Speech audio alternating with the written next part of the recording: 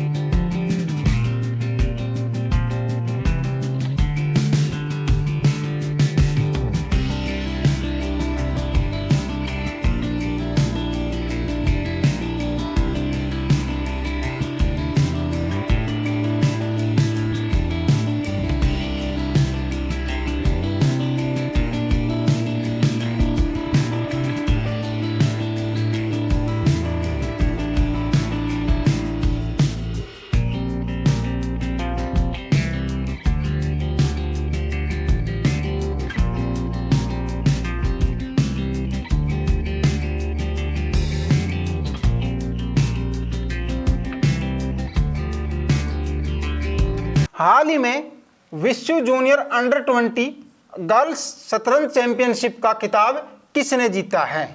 ए है वंशिका परमार, बी है दिव्या देशमुख, सी है वैशाली आनंद और डी है मेग्रेस कार्लसन। तो किसने जीता है गर्ल्स शतरंज चैंपियनशिप का खिताब? दिव्या देशमुख ने। ठीक है, ये भारतीय खिलाड़ी हैं और ये जो टूर्नामेंट हुआ था, ये कहाँ हुआ था?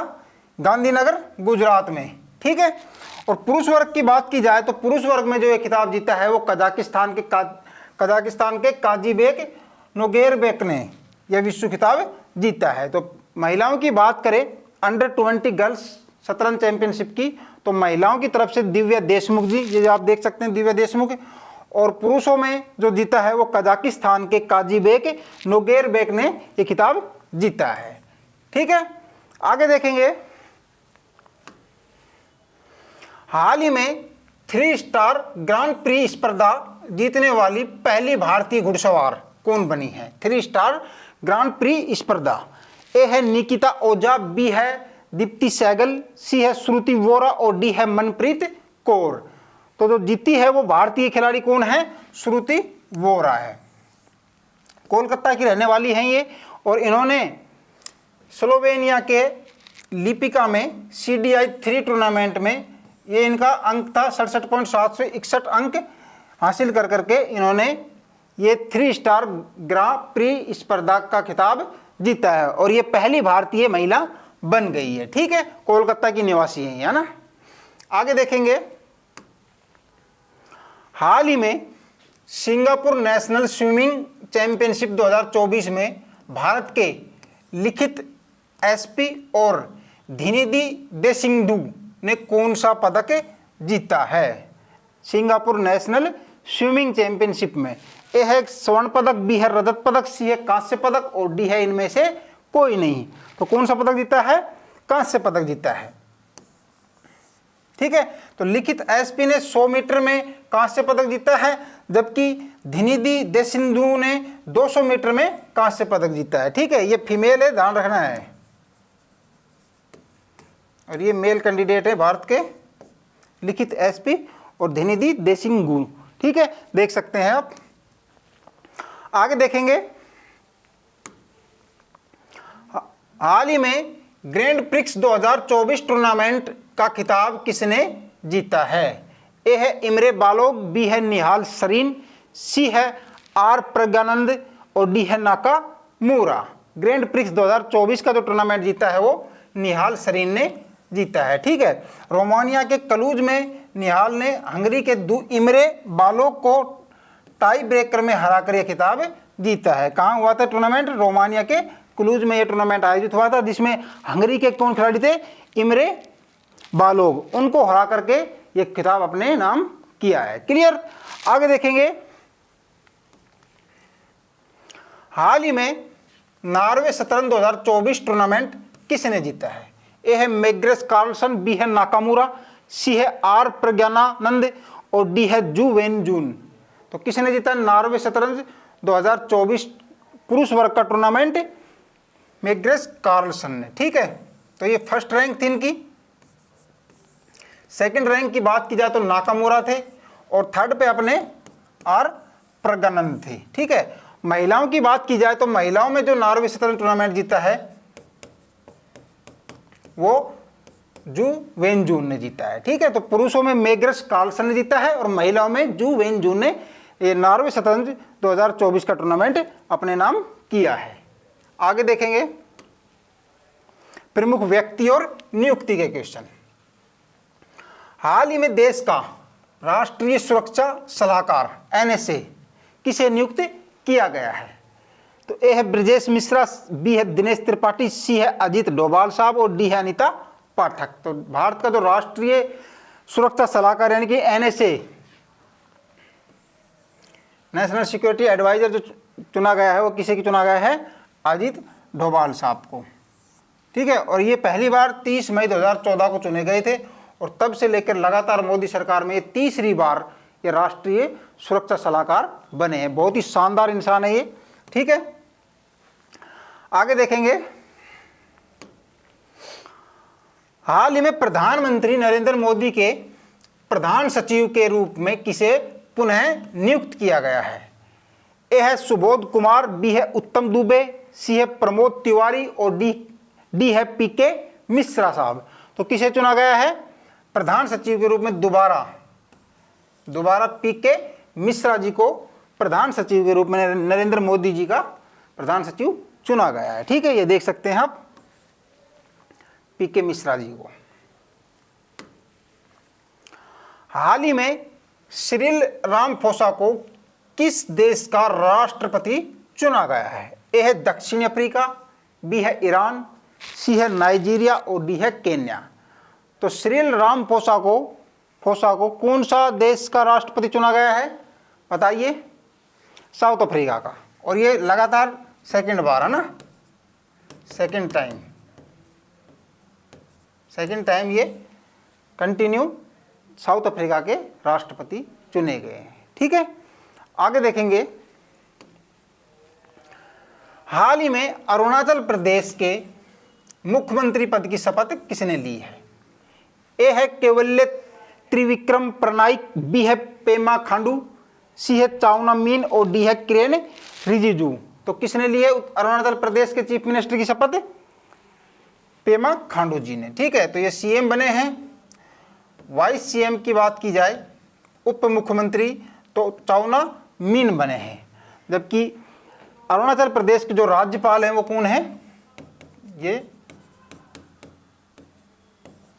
केवल त्रिविक्रम पटनायक है जो अरुणाचल प्रदेश के राज्यपाल हैं। पेमा खांडू अरुणाचल प्रदेश के चीफ मिनिस्टर की शपथ ली है और चाउना मीन ने उप मुख्यमंत्री पद की शपथ ली है। ठीक है, आगे देखेंगे। हाल ही में इसरो के पूर्व डायरेक्टर श्रीनिवास हेगड़े का निधन हो गया है। वह किस मिशन से जुड़े थे? ए है आदित्य L1, बी है चंद्रयान फर्स्ट, सी है चंद्रयान सेकंड और डी है चंद्रयान थर्ड। तो श्रीनिवास हेगड़े साहब का जो भी निधन हुआ है वो चंद्रयान फर्स्ट मिशन से उनका संबंध रहा है। ठीक है, श्रीनिवास हेगड़े ने 1978 से 2014 तक इसरो में काम किया था और वे 22 अक्टूबर 2008 में चंद्रयान फर्स्ट मिशन के डायरेक्टर थे। चंद्रयान फर्स्ट मिशन के तहत ही चांद पर पानी की खोज की गई थी। तो अभी इनका निधन हुआ है श्रीनिवास हेगड़े साहब का। तो ये चंद्रयान फर्स्ट मिशन इन्हीं की देखरेख में किया गया था। ठीक है, तो ये 22 अक्टूबर 2008 में चंद्रयान फर्स्ट मिशन के डायरेक्टर थे। क्लियर? आगे देखेंगे, स्थान से संबंधित क्वेश्चन है अभी। हाल ही में पीएम श्री पर्यटन हवाई सेवा का शुभारंभ किस राज्य ने किया है? ए है छत्तीसगढ़, बी है मध्य प्रदेश, सी है राजस्थान और डी है बिहार। तो पीएम श्री पर्यटन हवाई सेवा का जो शुभारंभ किया है वो एमपी यानी कि मध्य प्रदेश सरकार ने शुरू किया है। क्या है, चलिए इसमें देख लेते हैं। मुख्यमंत्री कौन है? मोहन यादव है मध्य प्रदेश के। उन्होंने भोपाल हवाई अड्डे से इस सेवा की पहली उड़ान का उद्घाटन किया है। क्यों किया है? कि राज्य में आने वाले घरेलू और अंतर्राष्ट्रीय पर्यटकों के लिए धार्मिक और पर्यटन स्थल को हवाई मार्ग से जोड़ना। जो भी पर्यटक आते हैं मध्य प्रदेश में घूमने के लिए, तो उनके लिए एक स्थान से दूसरे स्थान पर जाने के लिए समय की बचत के लिए ये पीएम श्री पर्यटन वायु सेवा की शुरुआत की है। कहाँ से की है? भोपाल हवाई अड्डे से। किसने? मुख्यमंत्री कौन है एमपी के? मोहन यादव जी ने। क्लियर? आगे देखेंगे। हाल ही में प्रधानमंत्री नरेंद्र मोदी जी द्वारा किस विश्वविद्यालय के नए परिसर का उद्घाटन किया गया है? ए है जेएनयू विश्वविद्यालय, बी है नालंदा विश्वविद्यालय, सी है बनारस विश्वविद्यालय और डी है दिल्ली विश्वविद्यालय। तो माननीय प्रधानमंत्री नरेंद्र मोदी जी द्वारा भी नालंदा विश्वविद्यालय में जो है उसमें एक नए परिसर का उद्घाटन किया है, आप देख सकते हैं। ठीक है, आगे देखेंगे। हाल ही में उपराष्ट्रपति जगदीप धनखड़ जी ने कहाँ नवनिर्मित प्रेरणा स्थल का उद्घाटन किया है? ए है नई दिल्ली, बी है राजस्थान, सी है हरियाणा और डी है उत्तर प्रदेश। तो कहाँ पर किया है? नई दिल्ली में। नई दिल्ली में, है ना। तो राज्यसभा के अध्यक्ष होते हैं, आपको पता है। तो राज्यसभा के अध्यक्ष कौन होते हैं? उपराष्ट्रपति जी होते हैं। जगदीप धनखड़ ने संसद भवन संयोजन में प्रेरणा स्थल का उद्घाटन किया। क्या है ये? नए निर्मित स्थल में राष्ट्रीय महापुरुषों और स्वतंत्रता सेनानियों की मूर्तियां स्थापित की गई है। तो प्रेरणा स्थल का संबंध नई दिल्ली से है और संसद भवन संयोजन में इसका उद्घाटन किया गया है। ठीक है, ये देख सकते हैं आप। आगे देखेंगे। हाल ही में किस राज्य सरकार ने मिशन निश्चय लॉन्च किया है? ए है पंजाब, बी है हरियाणा, सी है उत्तराखंड और डी है गुजरात। तो किसने किया है मिशन निश्चय लॉन्च? पंजाब सरकार ने। पंजाब सरकार द्वारा बीएसएफ के साथ में पंजाब पुलिस और गांव रक्षा समिति द्वारा उनके तीनों के सहयोग से ये जो फाजिल्का पड़ता है, फाजिल्का जिला पंजाब का, उसमें लगभग 42 गांवों में ये जो मिशन निश्चय है ये चलाया जा रहा है। इसमें क्या होता है कि इसके आसपास ये बॉर्डर का एरिया पड़ता है, पाकिस्तान से बॉर्डर लगता है।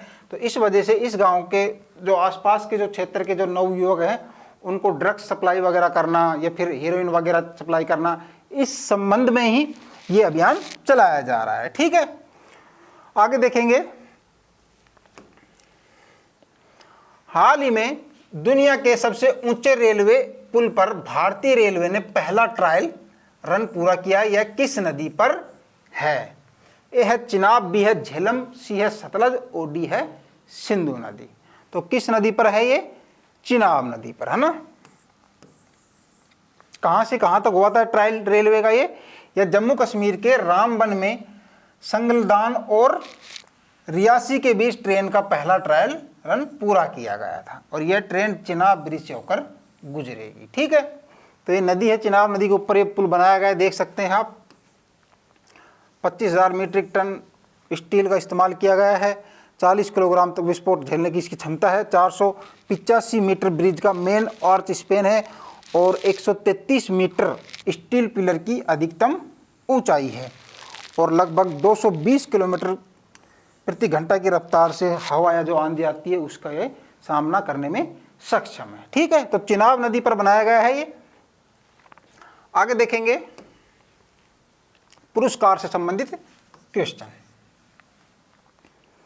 हाल ही में किसे प्रतिष्ठित V Shantaram life time achievement award से सम्मानित किए जाने की घोषणा की है?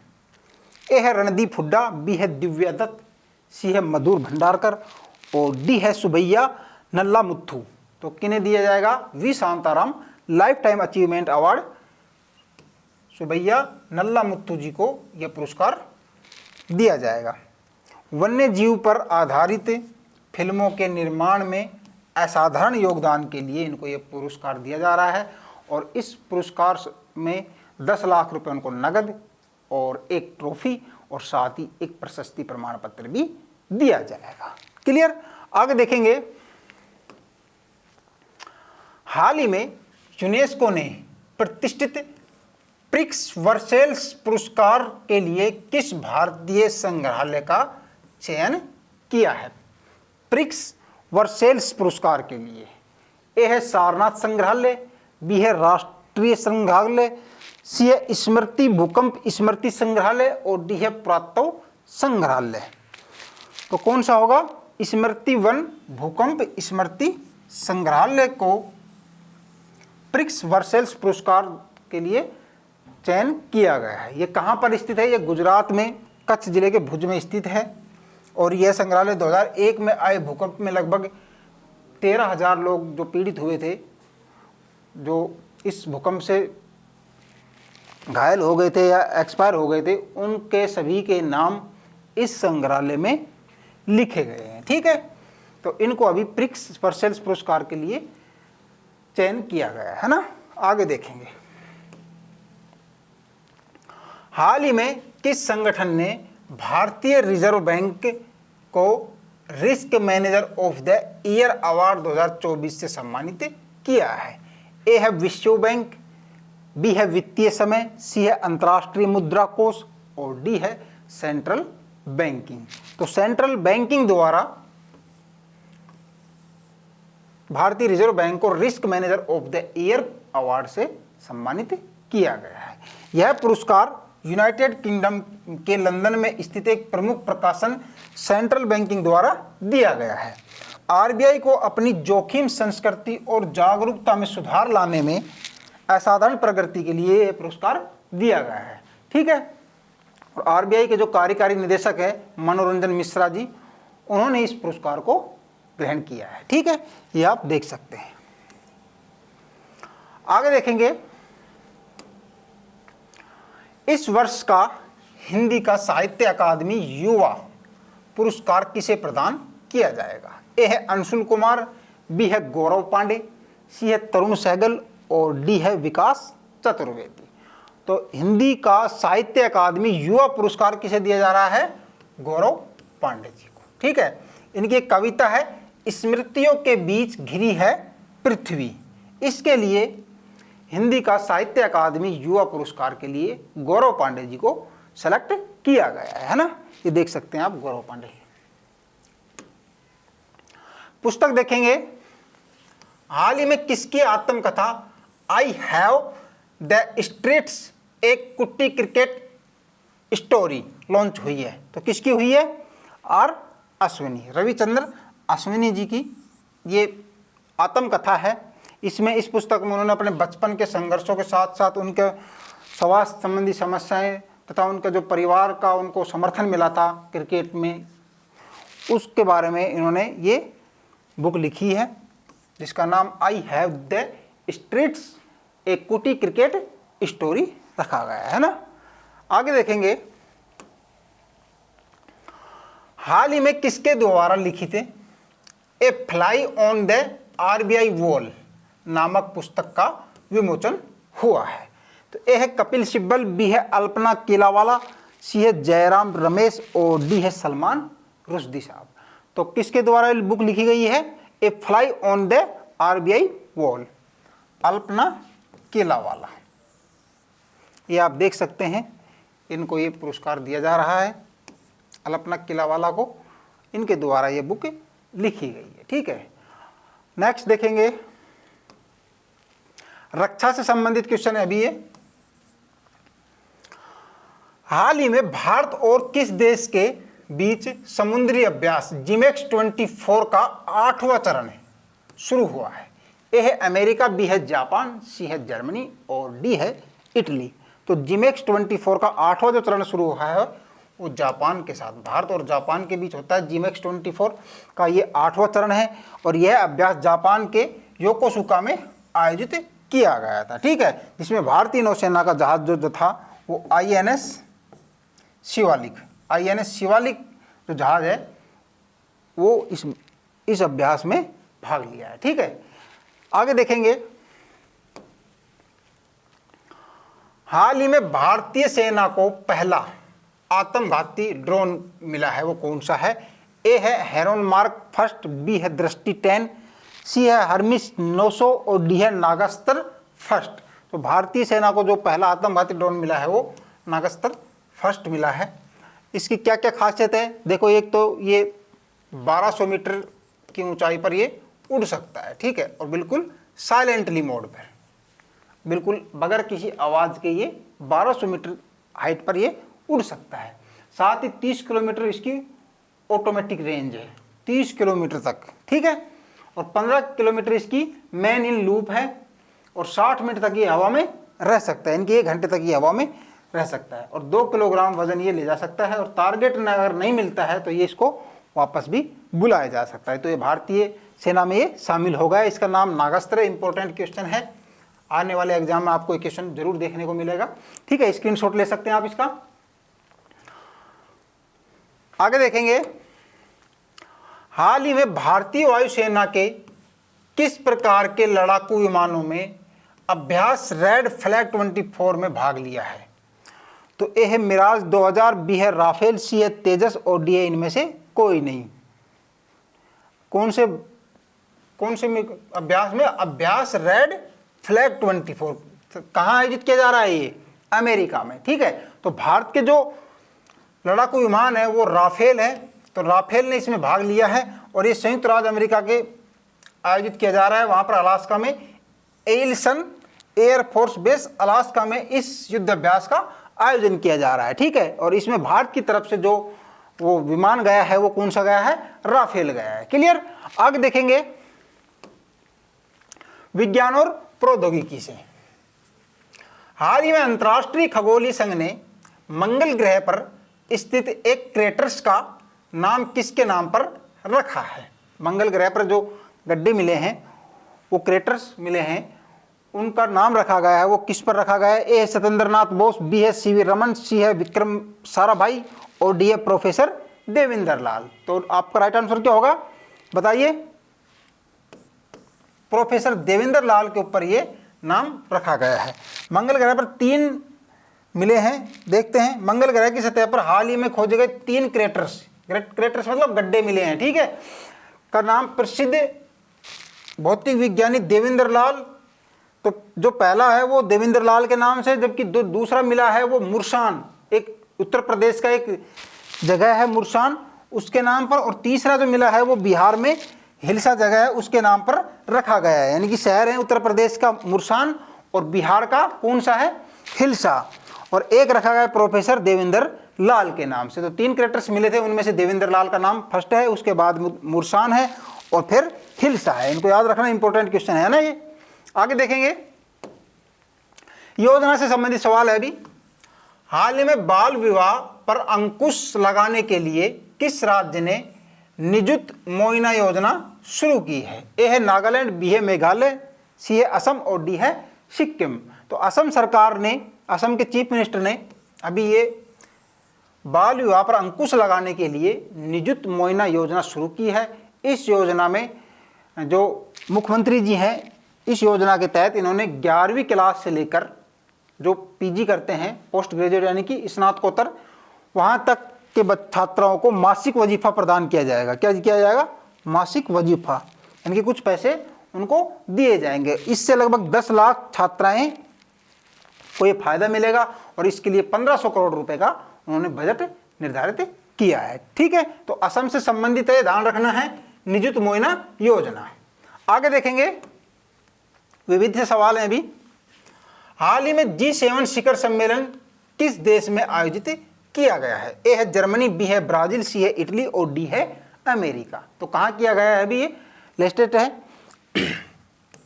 इटली में, है ना, इटली में किया गया है और भारत के प्रधानमंत्री नरेंद्र मोदी जी भी वहाँ गए हैं। देखिए दोस्तों, G7 सदस्य जो हैं वो Canada, France, Germany, Italy, Japan, United kingdom और संयुक्त राज्य अमेरिका है। भारत इसका सदस्य नहीं है। ये 7 सदस्य देश हैं, लेकिन भारत को इसमें बुलाया गया है और भारत की तरफ से माननीय नरेंद्र मोदी जी इस शिखर सम्मेलन में भाग लेने के लिए इटली गए हैं, है ना। आगे देखेंगे, हाल ही में वैश्विक पर्यटन, सतत विकास और सांस्कृतिक आदान प्रदान के उद्देश्य से कहाँ अंतर्राष्ट्रीय पर्यटन मेले का आयोजन किया गया है? नई दिल्ली, ढाका, काठमांडू और जकार्ता। तो कहाँ पर किया गया है?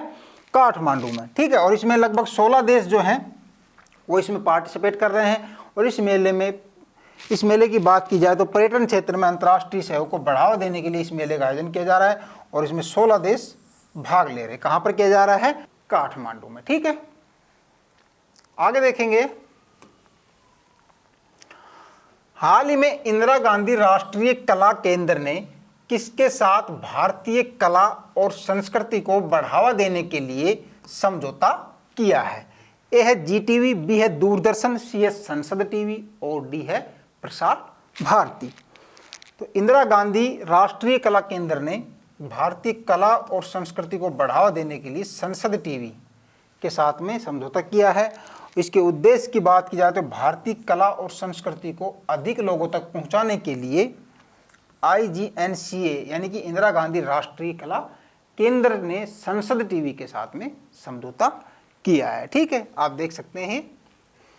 नेक्स्ट देखेंगे, हाल ही में आगामी आपराधिक कानून सुधारों के बारे में जानकारी एकत्रित करने के लिए NCRB द्वारा लॉन्च किए गए नए मोबाइल एप्लीकेशन का नाम क्या है? तो ए है NCRB कानूनी सुधार ऐप, बी है NCRB आपराधिक कोड गाइड, सी है NCRB आपराधिक कानून निर्देशिका और डी है NCRB आपराधिक कानूनों का संकलन। तो कौन सा है ये? ऑप्शन डी है। इंपॉर्टेंट क्वेश्चन है, आपको आने वाले एग्जामों में एक क्वेश्चन जरूर देखने को मिलेगा, काफ़ी दिन चर्चों में रहा था ये। तो NCRB आपराधिक कानूनों का संकलन, NCRB मतलब नेशनल क्राइम रिकॉर्ड्स ब्यूरो, उन्होंने ये ऐप लॉन्च की है NCRB आपराधिक कानूनों का संकलन। ठीक है, इस ऐप में नए आपराधिक कानूनों के बारे में पूरी जानकारी प्रदान की जाएगी। जो नए कानून बनाए गए हैं आपराधिक कानून, वो अब 1 जुलाई से लागू हो जाएंगे, है ना। आगे देखेंगे, बिनसर वन्यजीव अभ्यारण्य में जंगल की आग को नियंत्रित करने के लिए MI-17 हेलीकॉप्टर किसने तैनात किया है? भारतीय सेना, भारतीय नौसेना, भारतीय वायुसेना और NDRF। तो MI-17 है जो हेलीकॉप्टर है, वो भारतीय वायुसेना द्वारा उस जंगल में आग को बुझाने के लिए ये तैनात किया गया है। ठीक है, तो एक क्वेश्चन ये भी बनता है, तो बिनसर वन्यजीव अभ्यारण्य कहाँ स्थित है? तो ये उत्तराखंड के अल्मोड़ा में। ठीक है, तो यहाँ पर जंगल में जो आग लगी थी उसको नियंत्रित करने के लिए जो भारतीय वायुसेना ने Mi-17 हेलीकॉप्टर को इसमें सहायता करने के लिए लगाया था। और इसने जो ये हेलीकॉप्टर है इसने पानी भरा था भीमताल झील से, वहाँ से पानी भरता और इस जंगल की आग को बुझाने का ये कार्य करता था। ठीक है, तो भीमताल झील है, ये भी उत्तराखंड में, इससे स्टैटिक जीके बनते हैं दोस्तों। बिनसर वन्य जीव अभ्यारण्य है, तो ये कहाँ है, ये भी उत्तराखंड के अल्मोड़ा में है, तो ये इंपॉर्टेंट है, इसको आप देख लेना। ठीक है, आगे देखेंगे। हाल ही में दुनिया में नाइट्रस ऑक्साइड का दूसरा सबसे बड़ा उत्सर्जक देश कौन बना है? रूस, जापान, भारत और फ्रांस। तो नाइट्रस ऑक्साइड का जो उत्सर्जन सर्वाधिक के मामले में जो दूसरा देश बना है वो कौन बना है? भारत बना है। N2 एक ग्रीन हाउस गैस है जो वातावरण को कार्बन डाइऑक्साइड से अधिक गर्म रखती है। ठीक है, तो नाइट्रस ऑक्साइड के मामले में भारत दुनिया में सेकंड नंबर पर आ गया है। ठीक है, आगे देखेंगे। अंतिम सवाल है आज का। हाल ही में जारी पर्यावरण प्रदर्शन सूचकांक में भारत 180 देशों में किस स्थान पर है? 150वां, 164वां, 176वां या 178वां? बताइए। पर्यावरण प्रदर्शन सूचकांक में भारत का स्थान कौन सा है? 176वां। क्लियर? धन्यवाद दोस्तों। कैसी लगी आपको आज की क्लास कमेंट करके बताएं। वीडियो को लाइक करें, चैनल को सब्सक्राइब करें और अपने दोस्तों के साथ शेयर करें। मिलेंगे नेक्स्ट बुधवार को लेटेस्ट करंट अफेयर्स के क्वेश्चंस के साथ। जय हिंद।